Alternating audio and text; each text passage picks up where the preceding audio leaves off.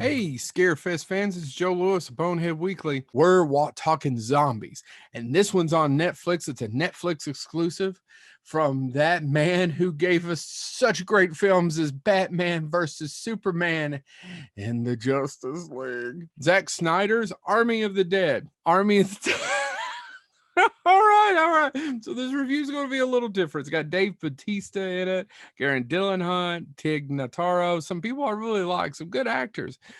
Theo Rossi, who I've actually met and spent some time with. This movie's so dumb. So anyway, it gives a few cliches. It kind of turns them on their head. You know, the zombie thing could have started at Area 51. It could have been caused by oral sex. It's a long story. Watch the movie. Anyway, and Dave Bautista is one of the guys who got out of when the zombie outbreak happens in Las Vegas.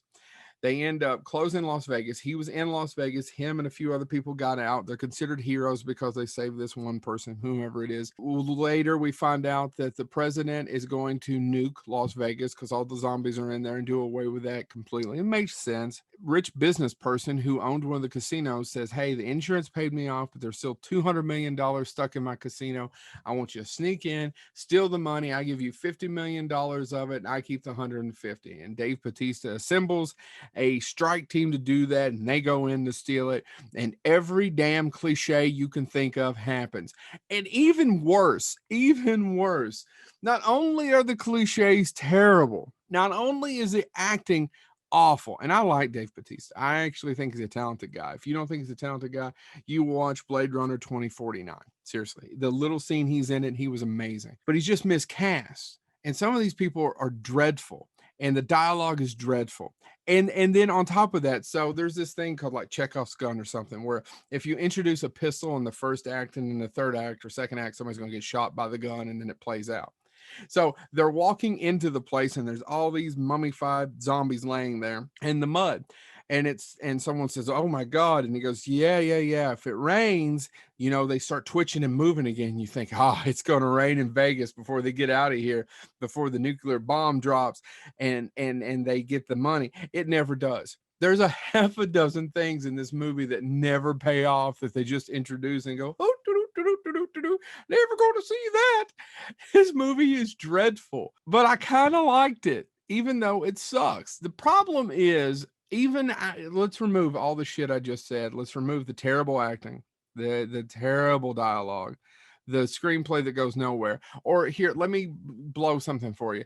The movie goes nowhere. No one gets anything of really what they want. But it's 2.5 hours long. No zombie movie, unless Romero directed it, Dawn of the Dead, should be 2.5 hours long. There's no reason for it to be. A lot of people crap on Zack Snyder now. I don't want to. I actually kind of like 2/3 of his Watchmen film. His Dawn of the Dead is a great movie. Just should have never been called Dawn of the Dead.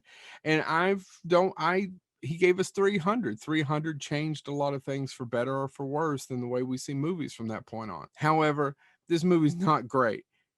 But I'm not telling you not to watch it. If you like zombies, if you're one of those people that still is into The Walking Dead, I stopped watching The Walking Dead years ago. But if you're still into zombies and you're not just bored to tears of them, then this movie's not bad.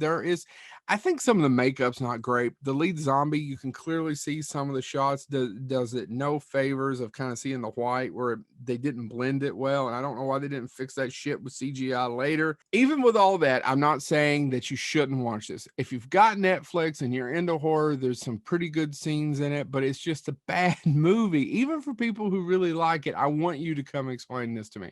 Because when it came out, people's like, why are everybody shitting on this movie? It's because it sucks. I enjoyed it. So I'm telling you that this movie isn't any good, but I kind of enjoyed it for what it is. Army of the Dead, Zack Snyder, Netflix. Check it out if you really like zombies and you do not give two shits about plot, dialogue, feasibility, good filmmaking, any of those things, then this is the movie for you. This has been Joe Lewis of Bonehead Weekly.